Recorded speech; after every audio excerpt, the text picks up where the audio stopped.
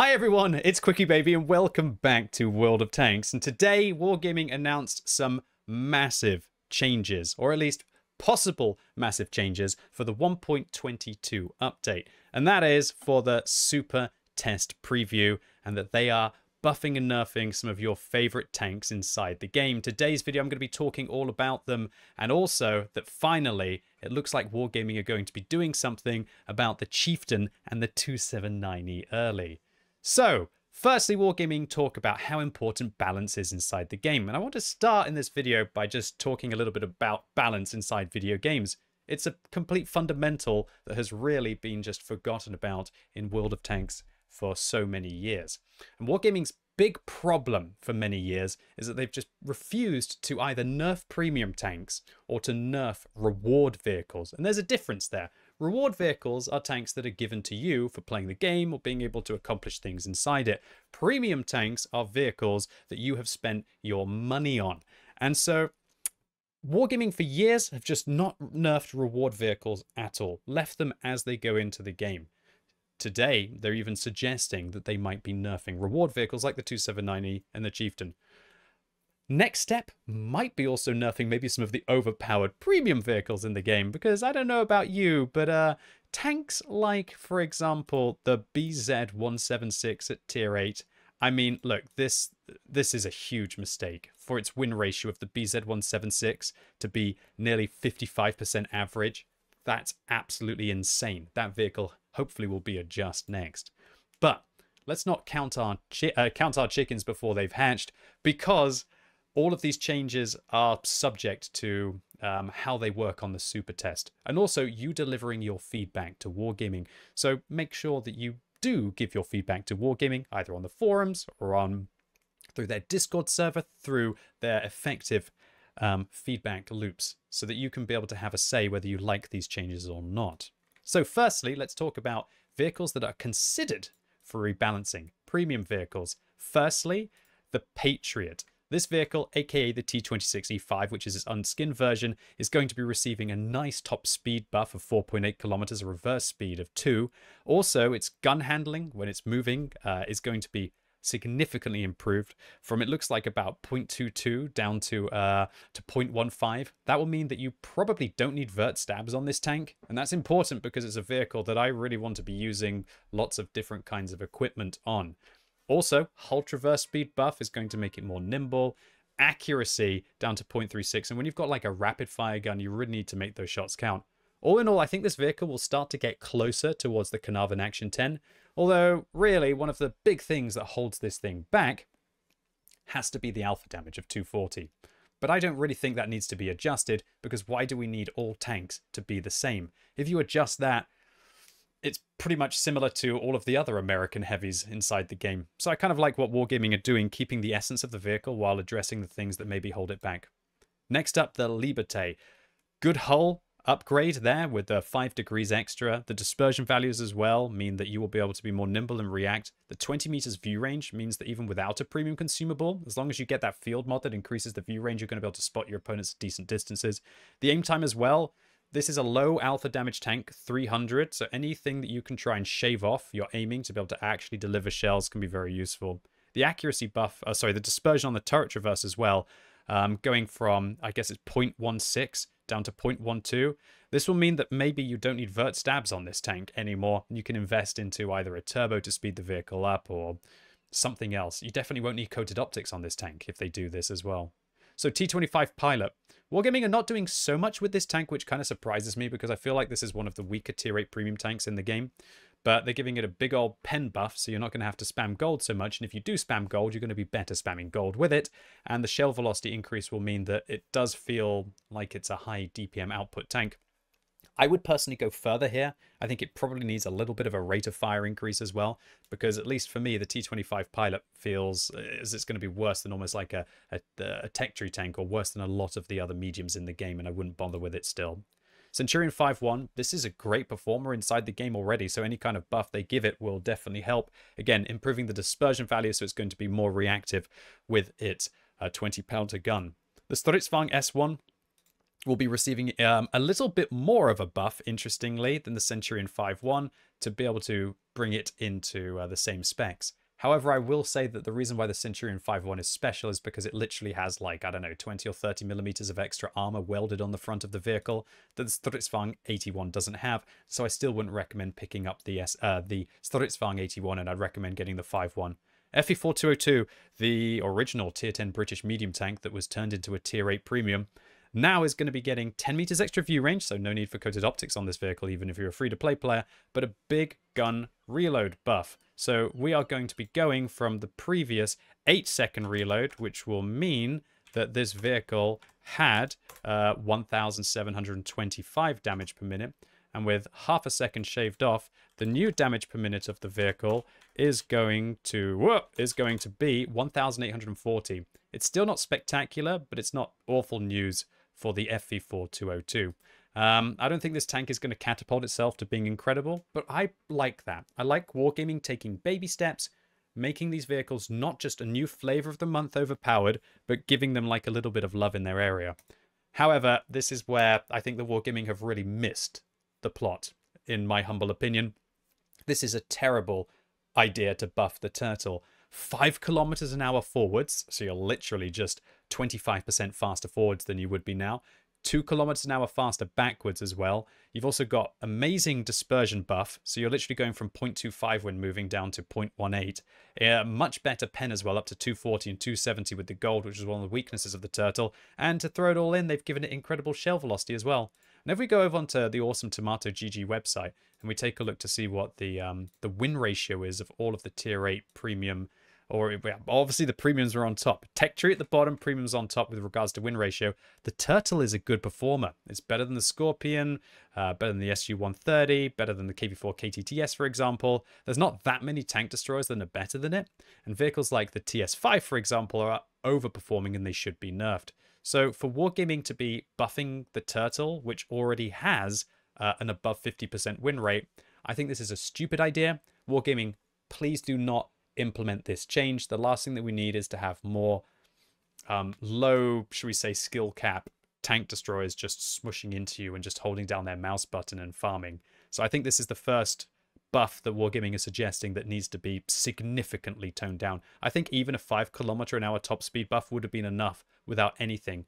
But do we really need the game to get faster? The whole point of these dangerous tanks is that they're slow. If we make everything fast, then not only are they dangerous, they're also going to be overpowered in other areas as well. Okay, so it's not just premium tanks that are getting buffed, because Wargaming don't just want your money. They want people to have a better time going up the tech tree.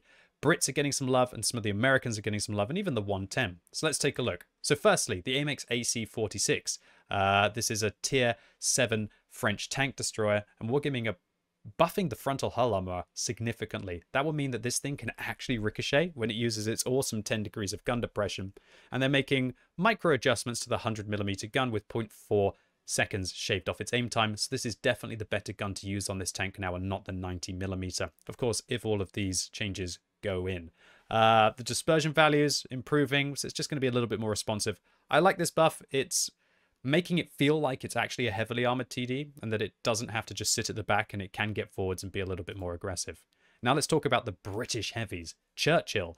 A little bit of accuracy, a little bit of aim time, a little bit of dispersion. I like this change. I don't think the Churchill is that bad at Tier 5, and I think it just gives it a little bit to get it in line without making it just flat out OP.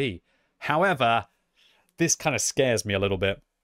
Wargaming are taking the Churchill 7, which I don't think it's that bad of a heavy, but maybe I just play well in the vehicle. They're buffing the top speed by 5 kilometers an hour, reverse speed by 2, as well as improving the dispersion values, and also the aiming time and the dispersion when you're turning the turret of this tank. This seems like a huge buff to me, and I feel like the Churchill 7 might become one of the better Tier 6 heavies if they do this, a bit like what they did with the M6 recently.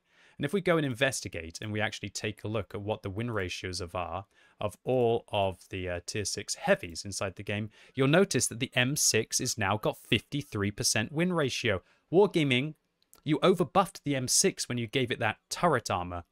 I understand that you want to try and buff tanks, but please make more manageable steps rather than just doing huge leaps and bounds to making these vehicles outrageous. Because clearly the M6 is overperforming compared to all of the other tech tree tanks. If you make this kind of a change to the Churchill 7, there's absolutely no reason why the same couldn't happen to the Churchill 7.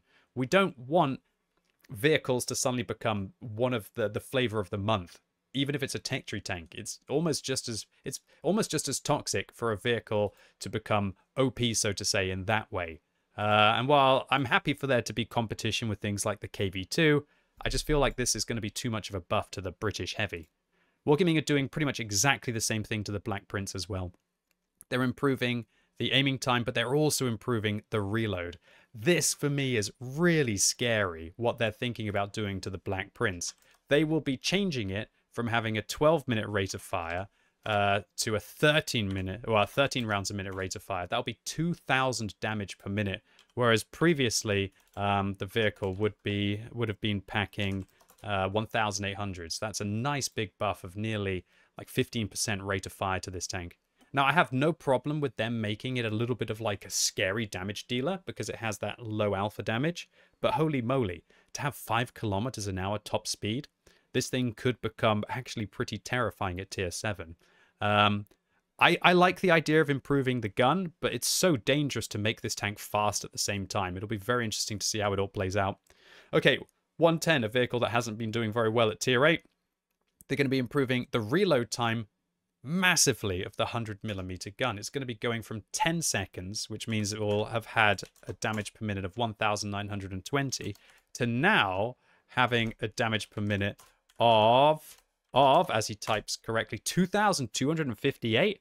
Wow, that will change the 110 from being one of the worst performers with regards to damage per minute. Well, not the worst, but like a reasonable performer, to being one of the highest damage per minute tier 8 tanks. Do we really need this rampant inflation of damage per minute inside World of Tanks? They're also buffing the lower plate armor of the 110 as well. This thing could go from being obscure to being actually kind of worth playing in a way. I just feel like these are quite significant buffs of like, we're talking about 15 or 20% to the damage per minute of a vehicle. All right, let's talk about the AMX65T. This is the bane of a line for many players.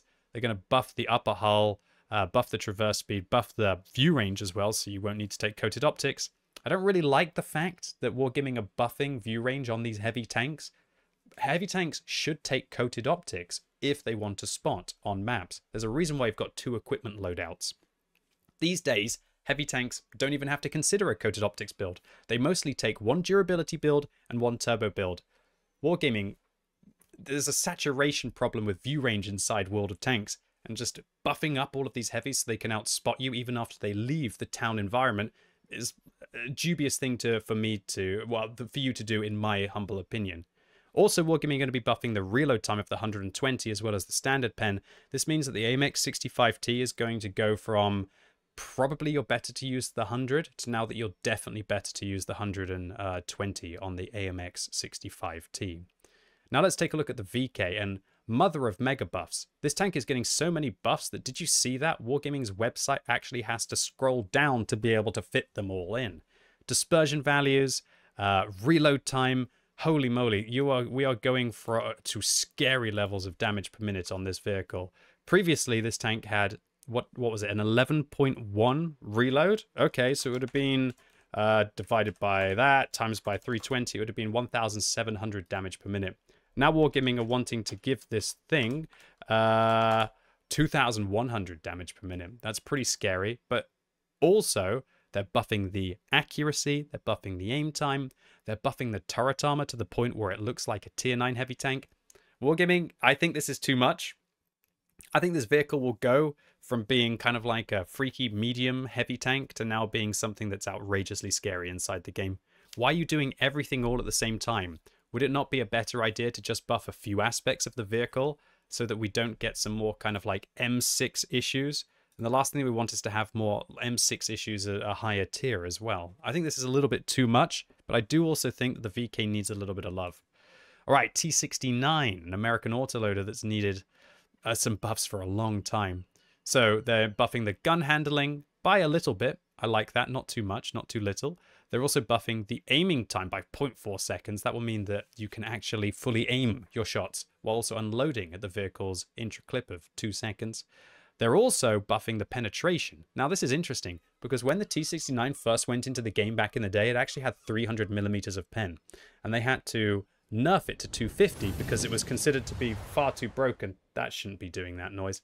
Just ignore that whoosh. Anyway, as I was saying, they've nerfed it and now they're buffing it back up. Now it's not going back up to 300, but it's staying at like 280.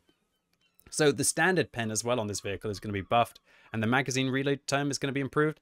I think this is a good change. I don't think the vehicle is going to become overpowered. I think it's just going to, I think this is, Wargaming is right on the money here. All right, let's take a look at the Pershing. Aiming speed improved, rate of fire, huge buff. We are going from, what is that, an 8.2 second reload to a 6.8. So that means it's going to be 60 divided by 8.2 times by 240. Hold on, did I do it wrong? 60 divided by 8.2, yes, times by 240. Great. Hold on. So it's going from 1,756, and now it's actually going to be going up to 60 divided by 6.8 times by 240, which will be 2,100. Wow, it goes from like some of the worst damage per minute up to the best damage per minute. That's outrageous. But I don't think it'll be too much, honestly. I think that the Pershing will still be fine, but really good news for people who love the Pershing like me. And the Bulldog, wow. This vehicle, if anyone remembers back in the day, it had a really, really, really powerful 76mm single shot that Wargaming nerfed. And then it went from being the single shot that was overpowered to this 10-round autoloader. And then Wargaming just removed the 10-round autoloader. So funnily enough, they're pretty much returning the Walker Bulldog to what it used to be like back in the day. So as it stands, this vehicle fires 12 rounds a minute, so it has 2,160 damage per minute. That is not bad for tier 8. If they make this change, it is going to be a damage per minute of 2,400. If this vehicle has 180 alpha, which I think, or does it have 170? I probably should go and check to make sure this thing does actually have like 180 alpha. I think it has 180 alpha, doesn't it? Oh my god, QB testing his knowledge live. Oh no, it's only 170. Okay, my bad. I actually calculated that wrong. So it's actually going to be, what did I say? 12 rounds a minute? Oh, 4.5. So divided by 4.5 times by 170. So the damage per minute is going to go up to 2,266, which is good. It's not bad at all. I think this is a good change because this vehicle needs some love. It's in a horrible position. And this will take the Walker Bulldog back to it being a really good damage dealer. And it will be there'll be a point of going up the tech tree. Next, Wargaming are doing a similar thing. They think that all the British tank destroyers are too slow. Holy moly, they're going to buff the top speed of the AT-15 and the reverse speed, as well as also giving it armor behind the gun mantlet. I kind of like the armor behind the gun mantlet because that means that it's when you hold down, you're going to be a lot stronger. But the last thing that we need is another tortoise at tier 8, at least in my humble opinion, because I don't really feel like the AT-15 is that bad. In fact, it was just featured on the YouTube recently of it absolutely dominating. Where is the AT-15's win ratio? Okay, it's pretty stinky. But again, I just feel like making this tank so much faster could end up being terrifying. But while the AT-15 has a weak point on top, I just feel like it would be insane for them to do the same thing to the Turtle, in my humble opinion. But they can probably get away with it with the AT-15. Okay, now to the really exciting stuff. Nerfs to tier 10 tanks and buffs to tier 10 tanks. The Object 268 version 4 is going to be changed, finally, after all of these years. And we're going to be getting onto the Chieftain, the 279E nerfs in a second. But firstly, let's talk about the buffs to the WZ113 GFT. Specific power is being massively increased by kind of like 25%. That will make this thing very nimble for a heavily armored tank destroyer. The top speed will also be going up, and the shell velocity will be significantly increased as well. So you're going to be able to actually snipe in this tank rather than just fight in close quarters. The reload time will be improved just a touch, just a hair of half a second, and the accuracy at 0.02. That will make this thing, I don't think it's going to become like the best TD, but I think that this thing could be quite competitive with the 268 version 4, which we're going to talk about now. And the 268 version 4, one of the YOLO wagons inside the game, is going to receive some significant tuning down. Top speed from 50 to 40, the power to weight from 18 to 16, the hit points from 2,000 to 1,900, and the weak point from 230 down to 210. But Wargaming are actually improving the vehicle's hull traverse speed. But let me clarify that when they improve the hull traverse speed, that is only to counter the loss of the power to weight. Because remember, your power to weight affects how quickly you can turn your vehicle. So what they want is to keep it the same traverse speed now, even with the engine downgrade. That's what's going to be happening. All in all, with the 268 version 4, this vehicle is overperforming. But this feels a little bit bizarre that Wargaming would want to address the 268 version 4, which it does have the best win ratio, but there's no mention on like the Minotauro, which is pretty scary right now. But maybe Wargaming feel that because the Minotauro isn't super popular, it's the 268 version 4 that's causing the issue. When Wargaming nerfed the 268 version 4 and they buffed the WZ, this could actually be hilarious to see what actually happens with that Chinese tank destroyer. I think the Chinese tank destroyer, I can't even find it right now. Where is it? I have to find the Chinese flag. Is that because no one's playing it? It's right in the middle. Funnily enough, when they buff the WZ-113, I do expect that the 113 will be more like a Jaegeru or an E3. It'll be towards the top end, whereas the 268 version 4 will drop to being more like the Jagdpanzer or kind of like the Badger level. I think this is a good change to the vehicle. I don't think it destroys while it's strong, or why it is strong. And I like the idea that lower tier tanks are now actually going to be able to pen its weak point, because that's one of the most frustrating things is when you play tier 8s and tier 9s against it. I'm looking forward to this nerf of the 268 version 4. Okay, one of my preferred tanks, the ST2 at tier 10, is getting a big old buff. The turret traverse speed, that makes all the difference on this tank. Let me tell you, I actually prefer using a rotation device over vert stabs on the ST2, just because you want to be able to get your gun quickly towards the target. This vehicle actually has amazing dispersion values when you turn the turret as well, which means that because it's got only 0.06, that increased traverse speed on this tank is going to just literally make you get your gun on target quicker, but not actually bloom the reticle out too much once you've managed to get there.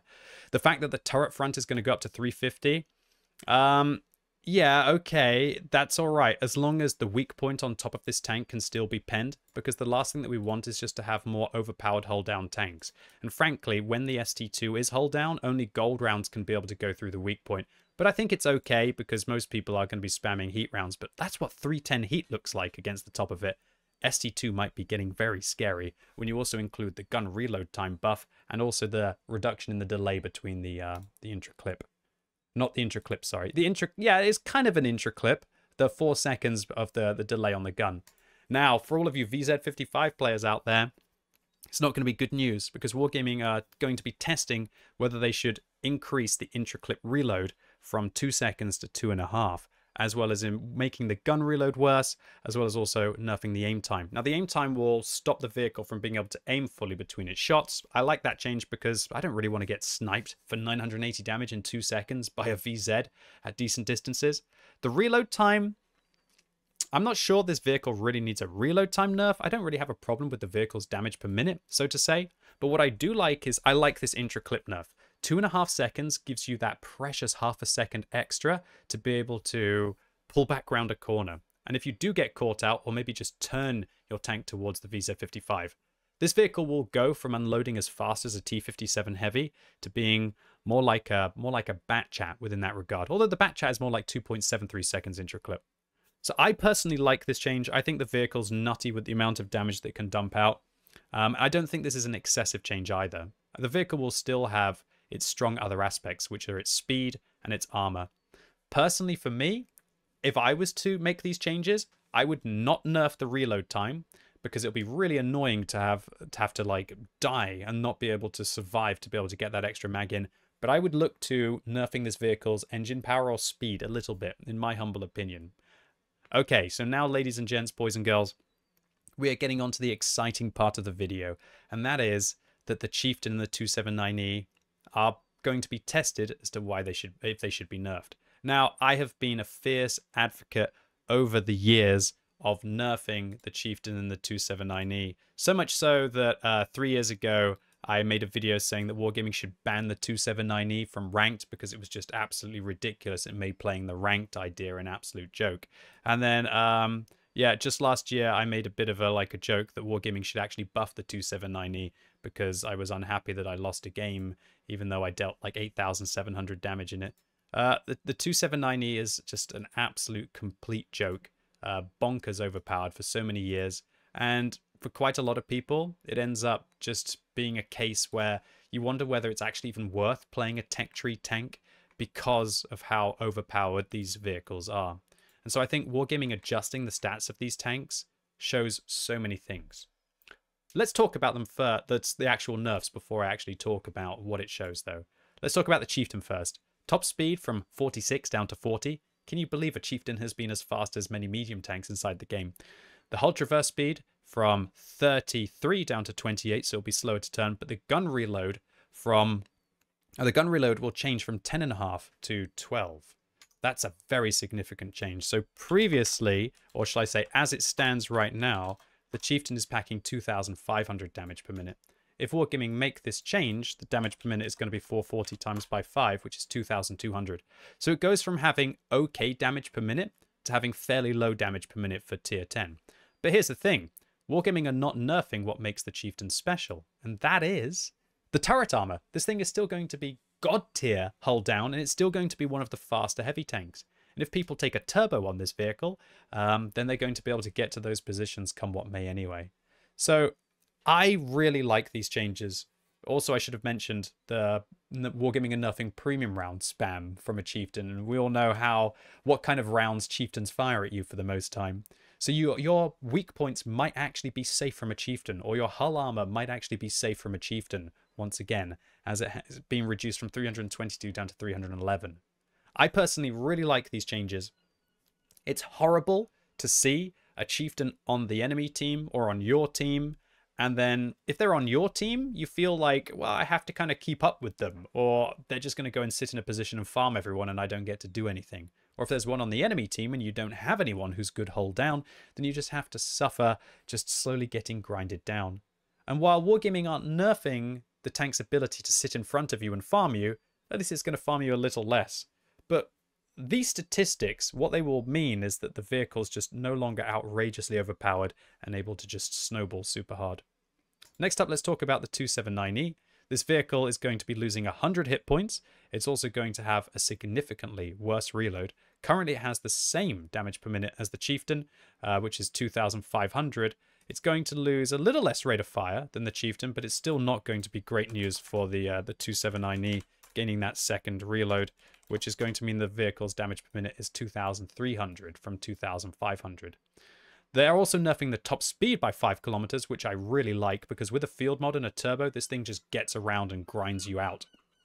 This also means that players will have to consider taking a turbo to remain quick in the vehicle, because quite often, one of my favorite builds in this vehicle will be gun ram events and a durability device. So I have all the firepower and I have all of the prevention of them being able to lock me down. And with a tank with no lower plate, that's why it's so good to use a durability device on that tank, because they just waste their time on your tracks. Wargaming also nerfing the special shell penetration of this tank from 340 down to 320, which will make it more in line with the Kampfpanzer 07PE that just went into the game. Exactly the same amount of pen.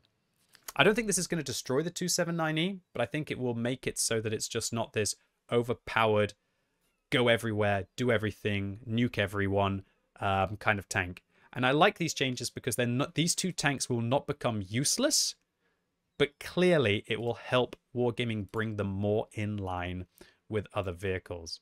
And because as it stands right now, if we go and take a look at the win ratios, the 279E has an average win ratio of 59%. The Chieftain has an average win ratio of 58%, rounded to the nearest percentage. Now, obviously, the reason why those win ratios are so high is because the better players are playing the tanks. However, there's a reason why, for example, other Clan Wars reward tanks like the VK7201K and the 116F3 are packing 56% wins and 54% wins, significantly lower than those other two vehicles, even though you could argue that just as good players would have been getting those vehicles, or even better players, because that will be the true tank collectors who already have the OP vehicles who then want to branch out and pick the other rewards. So I think if Wargaming make these changes, that it's not going to destroy the tanks. It'll bring them more in line with the other Clan Wars reward vehicles, So we're going to probably see the 2790 and the Chieftain lose maybe 1 or 2% of its average win ratio, and it will give the whole of the player base more of a chance to fight back. Interestingly enough, I ran a poll before I made this video because I didn't want to influence the opinion so much, and of my distinguished Twitch audience of like the 700 people roughly who replied, 86% of people think that the nerf to the Chieftain, the 2790, is great news. 10% of people thought it's a whatever change, and 4% of people thought it's an awful decision to nerf the Chieftain or the 2790. When I can tell you from my perspective as a 2790 owner, I have been wanting this for so many years. For me, it is absolutely disgusting to just play other tech tree heavy tanks, because you log in, well, you load into the battle and you're sitting there in your FV215B and you see that you've been matched up maybe with other tier 8 tanks against a 2790 on the enemy team, and you go, well, okay guys. And that's me, and I've got a fairly like, I can fight this kind of attitude. I'm going to go at that 2790 and I know how to play against them, and I'm going to take them on with even with my FV215B. But I can imagine for the average player with their 49% wins that they probably don't have the skill set to be able to duel quite often a sweaty, exceptional player who's playing their 2790. The 2790 is more or less going to just look at them as a big tasty snack and then hoover up the rest of the game. And then it's not just bad for the person who played the heavy tank, then it's just bad for everyone. Overpowered vehicles ruin the game for the other 29 players. And more importantly, they prevent all of those players from actually playing variety inside the game. So this is such great news that Wargaming are going to be balancing out some of the most overpowered vehicles in the game that prevent you from being competitive in all of your other vehicles. Just absolutely amazing. Wargaming, please, please, please, please, please do this. Please nerf the Chieftain. Please nerf the 2790. And also make your adjustments to 2 of the other vehicles which are too popular and too good inside the game. Does this mean that after all these years, maybe Wargaming are going to open up a new chapter of actually balancing World of Tanks? I truly hope so.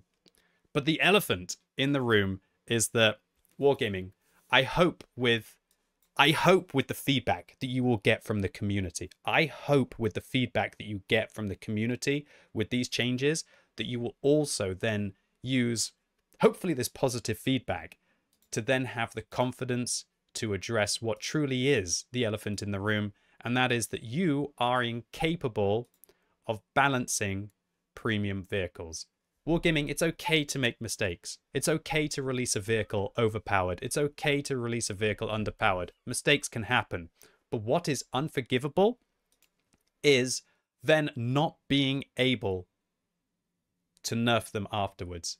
That is what is unforgivable. So with the BZ176, the fact that it is literally just padding everybody's win ratios, it's ruining games of World of Tanks, this has got to be the next step.